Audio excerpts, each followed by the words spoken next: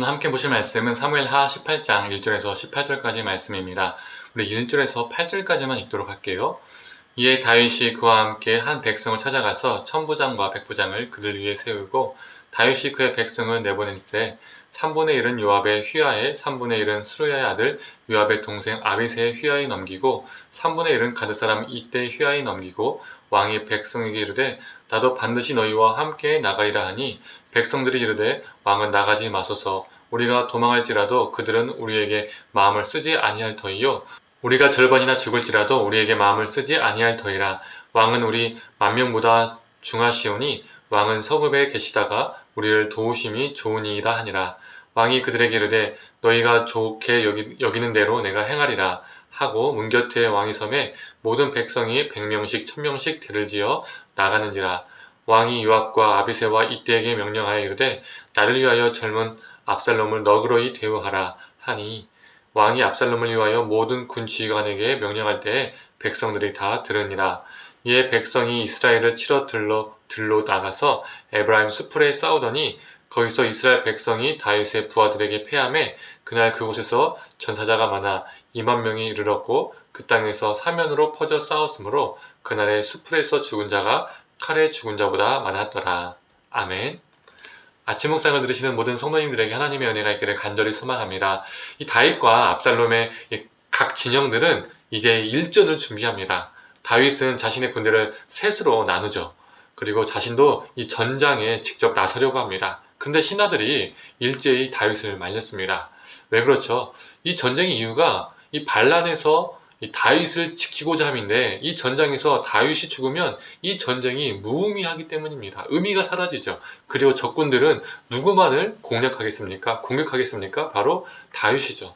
그래서 이 신하들은 다윗을 말렸던 겁니다. 다윗은 이 신하들의 뜻을 받아들이고 신하들에게 자신을 위해서 압살롬을 너그러이 대해줄 것을 명령합니다. 즉 압살롬을 만나게 되면 죽이지 말고 살려달라고 말을 한 것이죠. 그리고 전투가 시작됩니다. 이 전투에서 어떤 진영이 더 유리할까요? 당연히 압살롬입니다. 압살롬은 이스라엘 온 지역에서 군사들을 모아서 전투를 벌이고 있습니다. 그런데 7절과 8절은요 이렇게 말하고 있죠. 읽어보겠습니다. 거기서 이스라엘 백성이 다윗의 부하들에게 패하매 그날 그곳에서 전사자가 많아 2만 명이 이르렀고 그 땅에서 사면으로 퍼져 싸웠으므로 그날의 수풀에서 죽은 자가 칼에 죽은 자보다 많았더라. 수많은 압살롬의 군사들이 다윗의 군대에 패했습니다. 그런데 다윗의 군사들의 칼에 죽은 자보다 수풀에서 죽은 자가 더 많다라고 지금 성경은 기록하고 있습니다. 수풀에서 어떻게 죽었는지 성경은요 지금 말해주지 않습니다. 기록하고 있지 않지만 분명한 것은 다윗의 군사력으로 승리한 것이 아니라 하나님의 개입하심으로 다윗이 승리했음을 알 수가 있습니다. 압살롬은 노새를 타고 이제 도망가기 시작했습니다. 우리가 잘 알고 있는 것처럼 그는 도망을 가다가 그 길고 풍성한 머리카락이 이 상수리 나무에 걸려서 대롱대롱 매달리게 된 상황이 되었죠. 그리고 매달려 있는 이 압살롬을 누가 죽입니까? 요압이 죽입니다. 이 다윗의 명령을 어기고 부탁을 어기고 압살롬을 요압이 죽인 것이죠. 이 압살롬에게 길고 풍성한 머리카락은 그의 자랑이었습니다. 이미 잘생긴 외모를 더욱더 돋보이게 해주는 것이 머리카락이었죠. 그 비단결 같은 그 풍성한 머리카락과 그 잘생긴 외모는 백성들의 마음을 사기 충분했습니다. 백성들이 이 압살롬을 좋아하고 따르는 이유는 여러 가지가 있었겠지만 그의 외모가 너무 출중했고 아름다웠기 때문에 한 몫을 했었던 것이죠. 그러나 그 길고 풍성한 머리카락은 전장에는 필요가 없었던 겁니다. 거추장스럽고 자신을 더욱더 노출시키는 것이 그의 머리카락이었습니다. 적군들이 봤을 때 머리카락이 많고 풍성하고 기니까 저놈이 압살롬이다 라고 알 수가 있잖아요. 그래서 그는 그 자랑거리인 이 머리카락을 자르고 전장에 나갔어야 했었습니다. 그러나 그는 그 머리카락을요 포기할 수 없었고 결국 그 머리카락 때문에 죽음을 맞이합니다.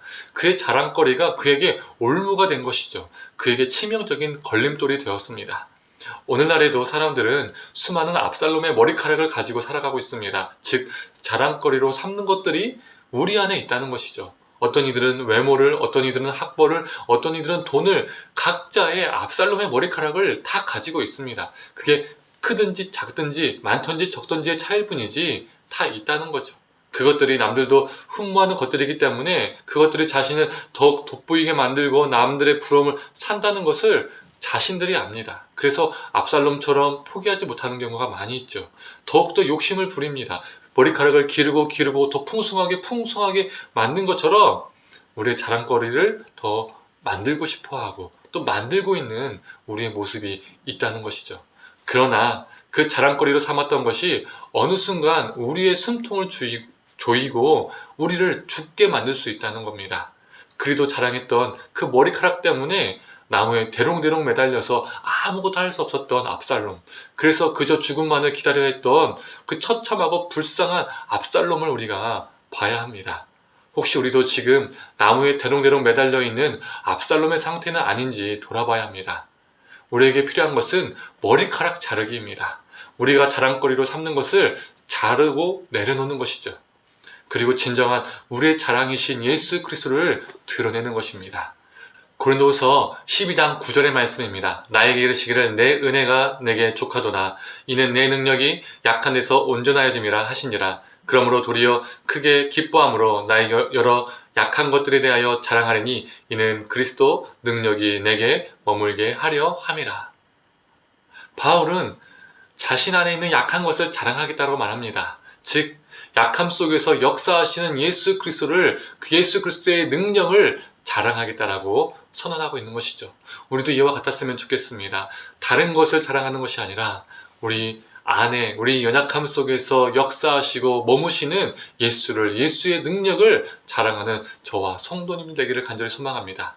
우리에게 있어서 압살롬의 머리카락은 무엇인지 돌아보고 압살롬의 머리카락이 있다면 우리가 그것을 더 기르고 풍성하게 만드는 것이 아니라 과감히 자를 줄 아는 존재, 내려놓을 수 있는 존재가 되기를 원합니다. 그리고 세상적인 잣대에 자랑거리를 자랑하는 것이 아니라 우리의 연약함 속에서 역사하시는 예수 그리스도를 자랑하는 저와 성도님들 되기를 간절히 축원합니다. 함께 기도하겠습니다.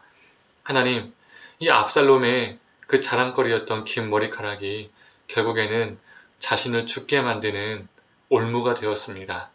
하나님, 우리로 수많은 우리 자랑거리를 만들고 풍성하게 만들고 길게 만들고 많이 만들고 그렇게 살고 싶진 않은지요.